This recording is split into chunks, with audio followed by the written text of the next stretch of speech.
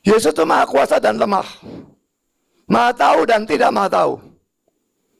Tidak terbatas dan terbatas. Karena dia sungguh-sungguh Allah, sungguh-sungguh manusia.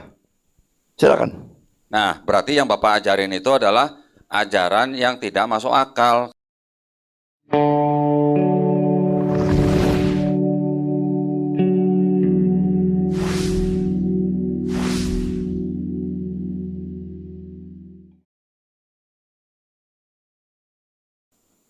Nah, Tritunggal itu melampaui akal, saudara.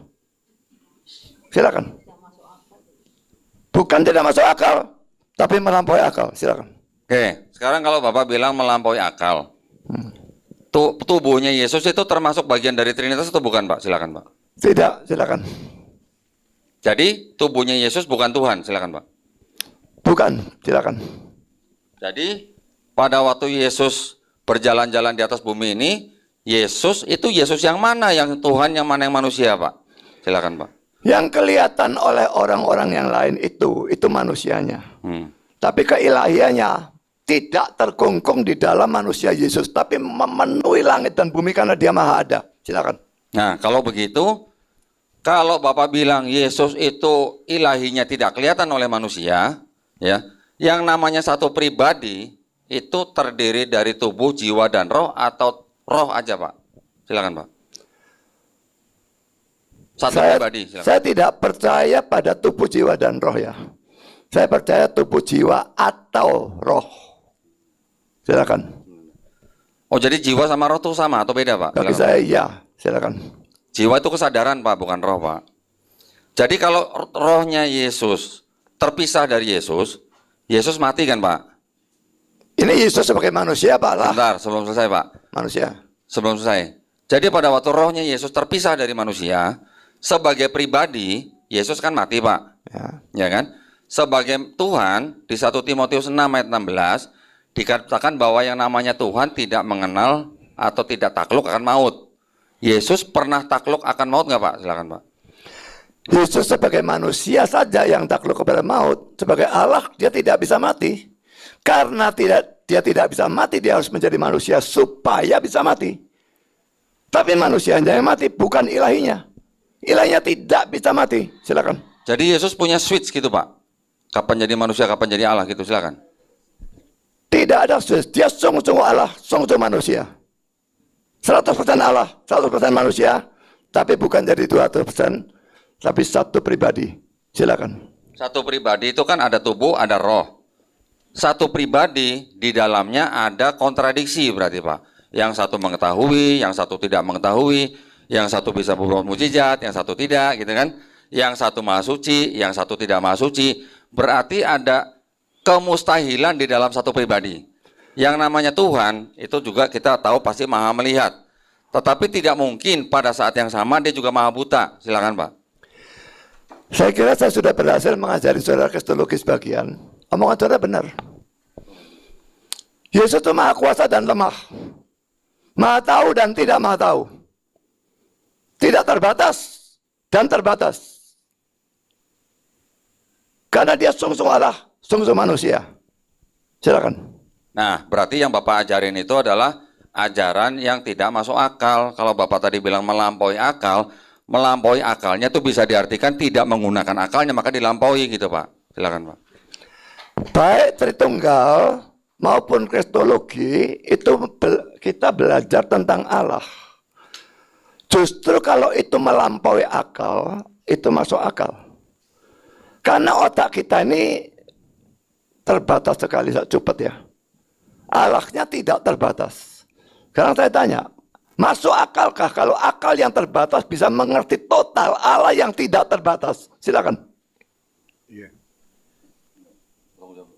Oke. Jadi ini kan ngomongin Trinitas tadi berarti Pak Budi ya? Bapak kalau ngomong tidak jelas ya. Pak Budi barusan aja kan ngomongin tentang Trinitas. Iya kan, secara nggak langsung kan udah ngomong Trinitas kan. Menurut Anda, apakah Trinitas itu masuk akal dan bisa dipahami? Silakan. Tidak bisa dipahami secara keseluruhan, menyeluruh tidak bisa. Comprehend dalam bahasa Inggris tidak bisa. Tapi understand bisa sampai taraf di mana Alkitab mengendaki.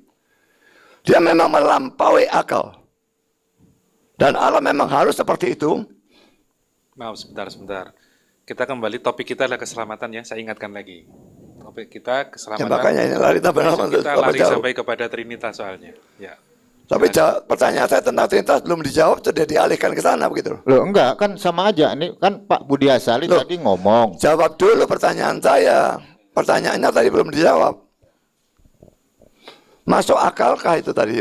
Saya tanya. Ya, Bapak menanyakan masuk akalkah kita memahami sesuatu yang tidak masuk akal, gitu ya Pak ya? Tuh, otak kita yang terbatas Ya. memahami secara keseluruhan Allah yang tidak terbatas gitu loh. Ya. Otak kita kan terbatas. Yang Bapak tanya tadi masuk akal atau tidak kan Pak gitu ya?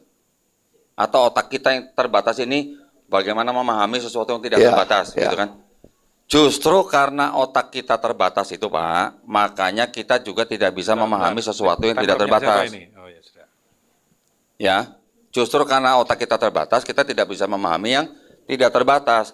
Tetapi sesuatu yang tidak terbatas itu, kalau dia mau mengajarkan kepada manusia yang terbatas, dia tidak perlu pura-pura menjadi manusia atau menyamar jadi manusia hanya untuk mati oleh ciptaannya sendiri.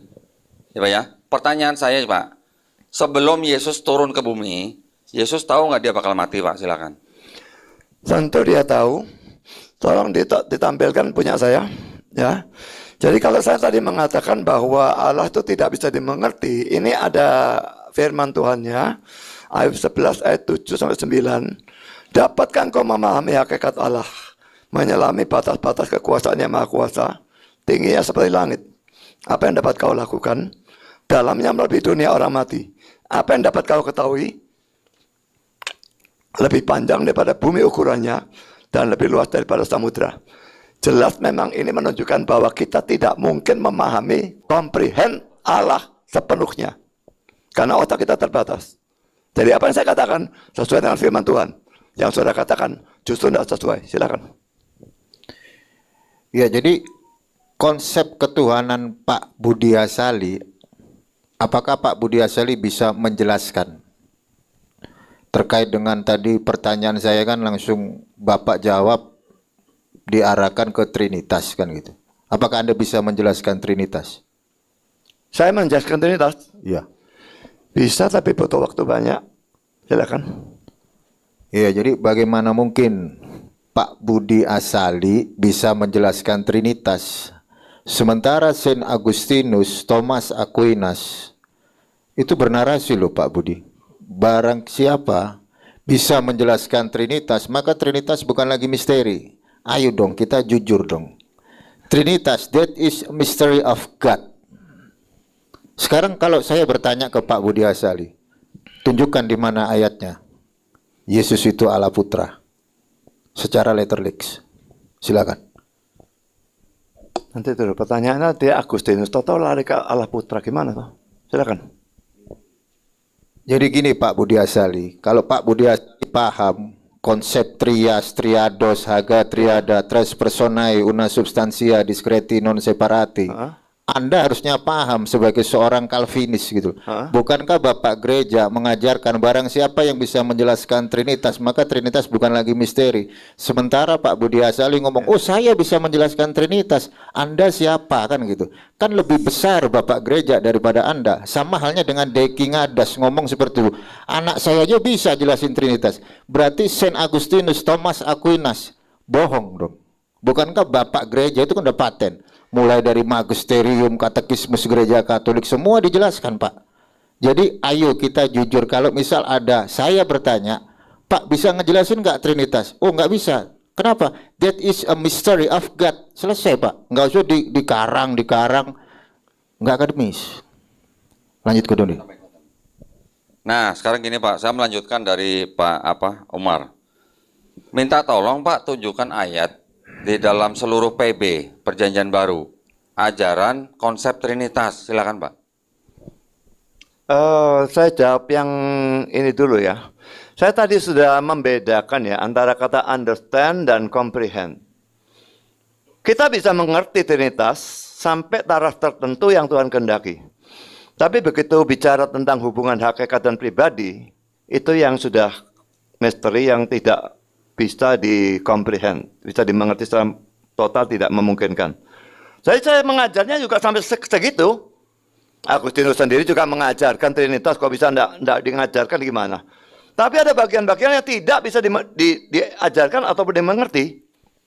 Silakan. Iya, tapi kan itu udah gini gue tanya. Yang lahir Yesus itu kan hypostatic union, sepenuhnya manusia. Yesus Kristus dia kan hypostatic union, dui natur. Sepenuhnya manusia, sepenuhnya Allah. Mungkin terlalu dekat barangkali ya, jadi gemah, jadi malah tambah enggak. Yesus itu kan dia punya dua natur. Iya. Hypostatic union, konsili Chalcedon udah diteken. Iya. Ketika Yesus sebagai hypostatic union, dia kan Allah pribadi nih, pribadi kedua dari Trinitas. Ya. Makanya Lukas 2 ayat 11, telah lahir bagimu juru selamat Kristus di kota Daud Tuhan, kan gitu. Berarti Yesus ini Allah, dia juga hypostatic union. Saya tanya, yang mati di salib itu manusia apa Tuhan? Silakan. Nature itu diterjemahkan sebagai hakikat ya, bukan sifat ya. Salah kalau menerjemahkan Yesus dengan dua nature, itu diterjemahkan dua sifat. Ya. Jadi nature itu hakikat. Yesus itu satu pribadi sebelum dia berinkarnasi, satu pribadi dengan satu hakikat, ilahi semua. Pada waktu dia berinkarnasi, dia mengambil hakikat manusia, sehingga dia punya satu pribadi dengan dua hakikat, ilahi dan manusia. Dan ini yang kesatuan yang disebut apostolic union itu. Dan pribadinya mendapatkan sifat-sifat dasar dari ilahinya maupun dari manusianya. Makanya seperti tadi saya katakan, dia maha kuasa tapi juga lemah. Ya, angin badai tenang. Lazarus bangkit. Tapi dia jalan-jalan capek. Jadi cocok dengan penggambaran Alkitab tentang Yesus. Dia maha tahu dan dia tidak maha tahu. Matius 24:36 dia tidak tahu hari Tuhan. Itu manusianya. Tapi ada orang cuma gerundel dalam hatinya, dia tahu. Dan sebagainya. Jadi memang seperti saya katakan, saya berhasil mengajari saudara Donitan ini kristologi. Dan saya bersyukur untuk itu. Ya, silakan. Ya, jadi gini. One minute. Saya itu bertanyanya simple loh Pak Budi. Yang disalib itu manusia apa Tuhan, apa hypostatic union gitu loh. Jadi nggak usah dikarang, ditambah-tambahin gitu. Kenapa? Karena ngarangnya nggak akademis gitu loh. Yesus itu kan hypostatic union, dia Allah pribadi kedua dari Trinitas. Yang disalib itu manusia apa Tuhan? Karena di dalam 1 Korintus 11 ayat 26 kematian Tuhan. Ya jelas loh itu. Nah saya tanya Anda, yang mati di salib itu manusia apa Tuhan? Silakan. Nggak nyampe 2 detik itu. Kita bisa mengatakan yang disalib itu hakikat manusianya. Kita bisa juga mengatakan yang disalibkan itu pribadinya. Tapi kita tidak bisa mengatakan yang disalibkan itu hakikat ilahinya. Silakan. Ya, oke, berarti dialog saya dengan Anda selesai. Saya bisa menyatakan Anda sesuai dengan Thomas Leo di Konsili Chalcedon. Pak Budi Asali termasuk dari kalangan bidat monofisit. Thank you. Tolong disebut. Oh, belum. Oke. Saya merasa pertanyaan saya belum dijawab Pak. Tadi yang ayat ajaran konsep Trinitas di seluruh PB Pak. Silakan Pak. Membaptis misalnya dalam nama Bapa, Anak, dan Roh Kudus gitu ya. Matius 28:19. Lalu juga 2 Korintus 13 ayat 13 itu berkat itu diberikan dalam 3 nama pribadi itu. Jadi kalau memang yang satu Allah, yang satu bukan Allah, rasanya itu tidak masuk akal ya. Berkat itu mesti dari Allah. Dan baptisan dalam 3 nama itu, kalau 3 nama itu satu Allah, satu bukan, itu juga tidak masuk akal. Jadi itu memang mau dikatakan penafsiran ya penafsiran, tapi itu jelas membuktikan Yesus memang adalah Allah anak. Dan Bapak sendiri waktu Yesus dibaptis maka inilah anakku yang kukasihi dan sebagainya. Silakan. Pak, Trinitas itu kan 3 jadi 1, Pak ya? Ya. Silakan ya. Betul ya? Nah, kalau Matius 2:18 satunya di mana, Pak? Silakan, Pak. Kata name dalam nama name itu bentuk tunggal. Padahal Bapa, Anak, Roh Kudus. Tapi name-nya bentuk tunggal. Lalu saya tunjukkan satu ayat yang lain.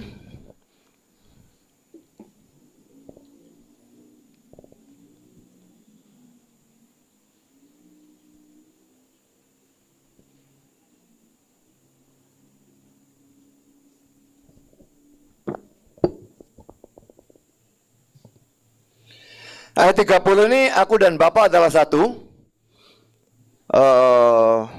Kalau kita melihat di dalam bahasa Yunaninya ya di bawah di sini ya. Ego kai ho pater and hen est men ya. Sebetulnya kalau mau diterjemahkan secara hurufiah, I and the Father, we are one. Jadi itu kesatuannya antara Bapa dengan Anak.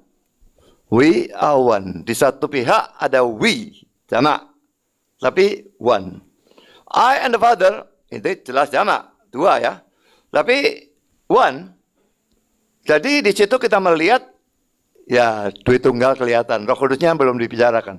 Tapi kalau dilihat dari Matius 28:18, maka, ya 19, maka name itu bentuk tunggal, Bapa, Anak, Roh Kudus. Jadi itu salah satu dasar Trinitas itu dari banyak gabungan ayat, saudara. Tidak mungkin dari satu ayat.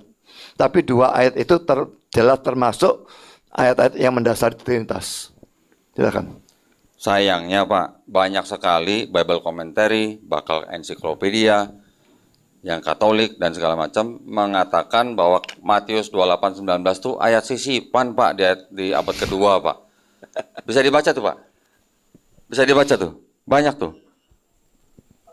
Catholic Encyclopedia 2 ya dikatakan the baptismal formula was changed from the name of Jesus Christ to the words Father, Son, and Holy Spirit by the Catholic Church in the 2nd century. Banyak sekali Pak, saya nggak usah bacakan semua, nanti waktu saya habis. Pertanyaan saya, jadi ini bukan bukti bahwa ada ajaran Trinitas di PB. Kalau Bapak tadi menyebutkan 1 Yohanes 5 ayat 7, Bapak sudah tahu itu ayat palsu gitu kan? Iya. Oke, sekarang Kalau pertanyaan itu saya saya Pak. akui. Oke, sekarang saya tanya, dari Matius 28:19, kalau memang dikatakan ini adalah ayat perkataan Yesus, saya minta apa? Ayat-ayat di mana murid-murid Yesus membaptis di dalam nama Bapa dan Putra dan Roh Kudus di seluruh PB. Silakan Pak. Tidak pernah ada penafsir yang otaknya beres yang mengatakan bahwa Matius 28 ayat 19 itu ayat sisipan. Saya tidak peduli berapa ratus orang yang mengatakan sisipan, itu otaknya tidak beres semua penafsir itu. Karena kalau mereka mengatakan itu sisipan, harus mereka tunjukkan ada beda manuskrip. Manuskrip ini berkata begini, ini berkata begini, ini tidak ada dan sebagainya, harus seperti itu baru bisa dikatakan ini mungkin bukan asli gitu. Tapi kalau ini tidak, semua sama, jadi itu asli. Jadi saya tidak percaya itu sisipan, tidak peduli siapapun yang ngomong itu. Silakan. Nah, kalau gitu tunjukkan Pak, murid-murid Yesus yang membaptis dalam nama Bapa dan Putra dan Roh Kudus di seluruh PB. Silakan Pak. Itu harus diasumsikan karena mereka diperintahkan, mereka memang bandel rasul-rasul itu atau orang saleh. Yang mana yang benar? Mereka orang beriman, orang saleh. Memang di dalam Kisah Rasul bolak-balik dikatakan membaptis dalam nama Yesus, membaptis dalam nama Tuhan Yesus dan sebagainya. Kisah Rasul 2 ayat 38 salah satu di antaranya. Itu menyebabkan ada gereja-gereja yang lalu membaptis dalam nama Bapa, Anak, dan Roh Kudus, yaitu Tuhan Yesus Kristus, dan itu bodoh. Karena formula baptisan itu hanya ada dalam Matius 28 ayat 19. Yang di sini dalam nama Yesus dan sebagainya itu cuma membaptis dengan otoritas Yesus, itu artinya. Silakan. Nah, jadi Bapak tidak bisa membuktikan ke saya bahwa murid-murid Yesus yang dianggap mendengar langsung dari Yesus disuruh membaptis orang dalam nama Bapa dan Putra dan Roh Kudus, ternyata murid-murid di seluruh perjanjian baru tidak pernah membaptis orang dalam nama Bapa dan Putra dan Roh Kudus. Itu adalah indikasi yang sangat kuat bahwa ayat itu memang sisipan di abad kedua, Pak. Nih, kalau gitu saya scroll aja nih, biar Bapak baca lah. Nanti buat penonton juga, para hadirin di sini juga bisa melihat. Ini adalah catatan dari setiap komen atau dari Bible atau dari ensiklopedia yang menyatakan bahwa Matius 28:19 itu adalah ayat sisipan. Silakan Pak, ini saya scroll ya pelan-pelan ya. Para penonton atau pemirsa nanti bisa screenshot halaman-halaman yang saya scroll down ini. Dari Bible, dari ensiklopedia, bahkan dari Britannica Encyclopedia pun menyatakan seperti itu. Oke, jadi kesimpulannya, saya bukan mau bagaimana lah ya.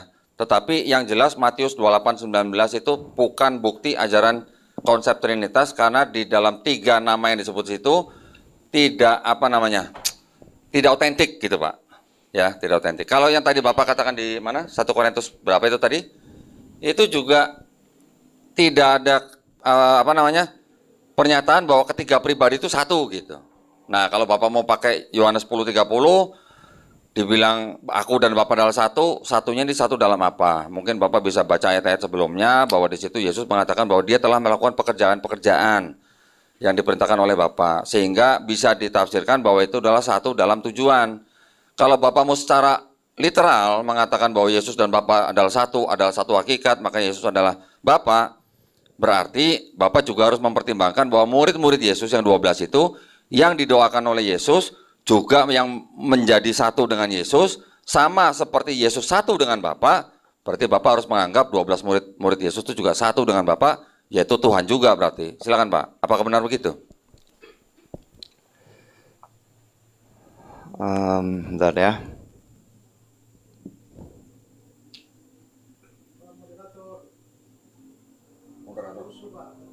Iya.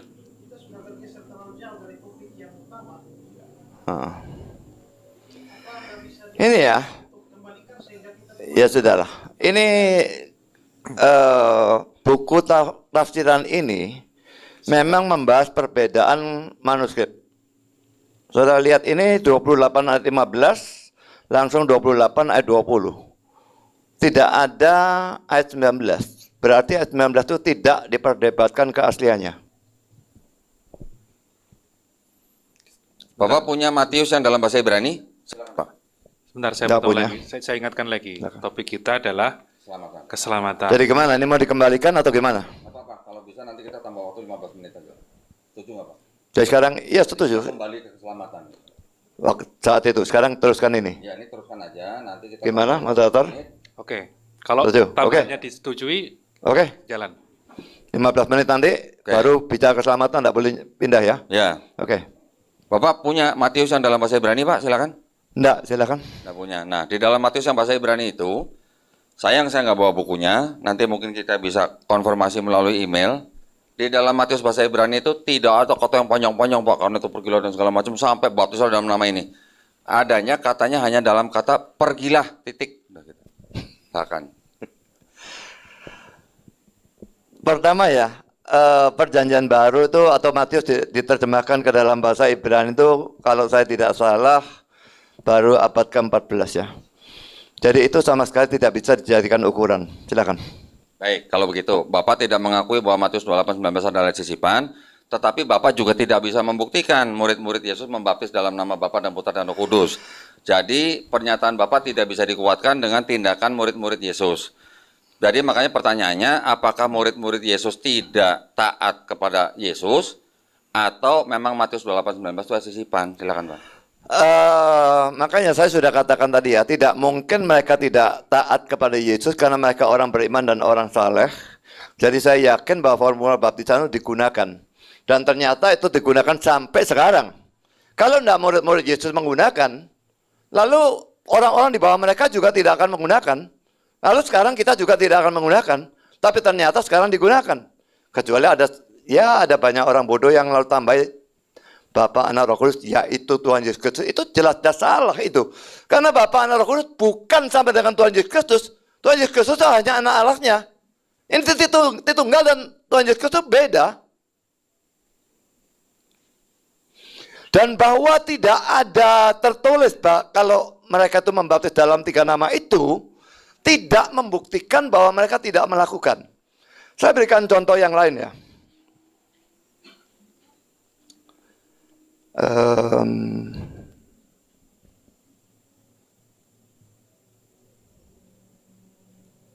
Matius pasal 10.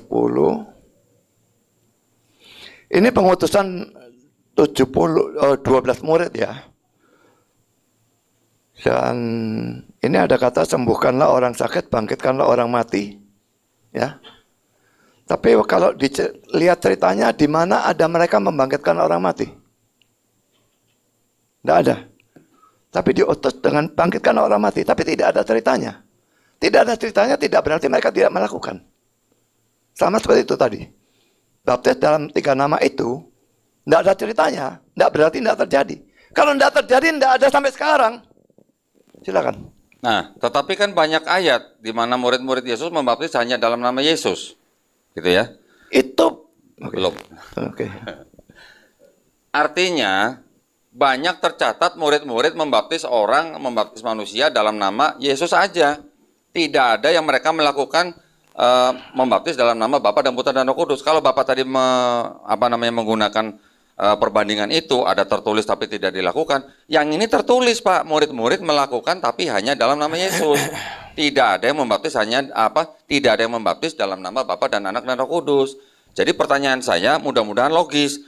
Apakah murid-murid yang tidak taat kepada Yesus dengan perintahnya ataukah memang benar ayat itu ayat sisipan? Silakan Pak. Ini salah satunya ayat ya. Kisah 2:38 ya. Bertobat, ini Petrus yang ngomong, bertobatlah, hendaklah kamu masing-masing memberi diri dibaptis dalam nama Yesus Kristus untuk pengampunan dosamu. Jadi dia tidak mengatakan ini bahwa ini adalah formula baptisan. Dibaptis, kenapa kok masih dibaptis? Dalam nama Yesus itu dengan otoritas Yesus. Seperti itulah. Tapi tentu saja baptisannya nanti dalam nama 3 nama itu. Silakan. Memberi dirimu dibaptis dalam nama Yesus, Pak. Nggak ada dalam nama Bapa dan Putra dan Roh Kudus, Pak. Saya sudah artikan. Semua ayat membutuhkan penafsiran ya. Kalau ini diartikan seperti itu, tabrakan dengan Matius 28 ayat 19. Apakah kalau saudara menafsirkan kitab saudara juga tabrakan ayat? Tidak. Tentu tidak. Nah ya sudah. Saya juga harus mengharmoniskan dan bukan menabrakkan ayat. Silakan. Justru itu, Pak. Penafsiran Bapak di sini tidak masuk. Karena kalau Bapak bilang tadi yang kata single itu ya, dalam nama single, itu ya boleh dikatakan mengarah kepada konsep Trinitas, gitu Pak ya. Ya. Tetapi konsep Trinitas itu sendiri adanya kapan, gitu loh. Sedangkan kejadian ini kapan? Ditulis kapan? Ditulis aja belum ada konsep Trinitas dari Tertullianus. Bagaimana bisa dikatakan bahwa itu maksudnya single atau tunggal, gitu. Itu juga indikasi, Pak. Oke, tetapi gini, Bapak mau tidak mengakui itu sebagai ayat sisipan, yang penting saya sudah menunjukkan banyak sekali komentar dari Bible loh ya Pak, juga dari ensiklopedia, itu bahwa itu adalah ayat sisipan. Bapak. Masakan istimewa.